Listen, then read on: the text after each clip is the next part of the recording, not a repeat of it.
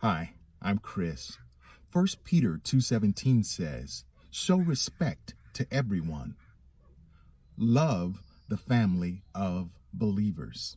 Fear God and honor those who are in authority." My friends are my friends. And when I say that, I mean simply this. If I should unexpectedly encounter one of my friends I have never in my life thought, hey, there's one of my white friends, there's one of my black friends, there's one of my Asian friends, my Hispanic friends, my Slavic friends. It never happens. Now, I do recognize that our differences make us unique and it adds to who we are, but color and origins is never the first thing that comes to mind. That stated, let's talk about the 442 combat unit, the most decorated regiment in U.S. military history. 18,000 personnel. Of those 18,000, 9,486 of them received Purple Hearts. 21 of them received Medals of Honor. And an unprecedented 7 of them received presidential citations. What also distinguishes this group is that they were almost entirely composed of Japanese Americans. Now, I know that being Japanese is not the same as being Filipino or being Malaysian or Indonesian or Cambodian. But the people who have increased their violent acts towards Asian Americans aren't aware of those differences and the fact that those differences in culture and history enriches those individuals, but also causes the United States to be the melting pot that it was supposed to be.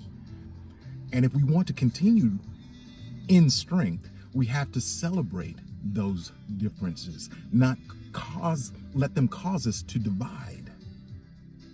God's not in the midst of that violence, and He wants more from us. He expects more from us. I was supposed to post on cyber segregation and also civility. So I'm not going to give the whole post now, obviously, but cyber segregation is getting your information from the same sources all the time. If you search for something on a social media page, it's going to catch your pattern and keep sending you to those places. If you Google something, you're going to continue to get the same information. If you're always fed information that's in agreement with what you already believe, you'll become entrenched in those beliefs and you won't entertain new thoughts. None of us know it all. We all have something to learn. And if we can't discuss other people's points of view, conflict is almost inevitable.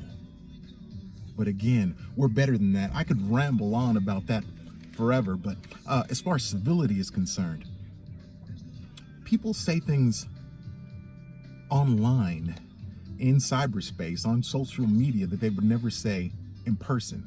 But what happens as they perpetuate those things, and they are surrounded in the cyber sense with people with like minds, they become emboldened in what they believe, whether it be good and loving or violent and very, very bad.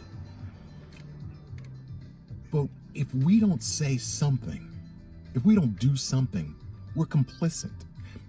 So if we see someone or we're surrounded, we're near somebody and they're saying something, or if they're specifically speaking to us and they're treating our ears as if they're a trash receptacle or a garbage can, which ultimately means they're turning our mind into a garbage can, we don't have to drop a train on their head, but we can say something. Or at the very least, in the midst of them dehumanizing or taking away from somebody's humanity, we can saturate that place with our absence. We don't have to take the garbage. And we have to let people know that it's not acceptable, that we're better than that. I could ramble, let's listen to a little quote from Robert F. Kennedy that says it better than I ever could. He said simply this: each time a man stands up for an ideal, or acts to improve the lot of others, or strikes out against injustice, he sends forth a tiny ripple of hope. Tiny ripple.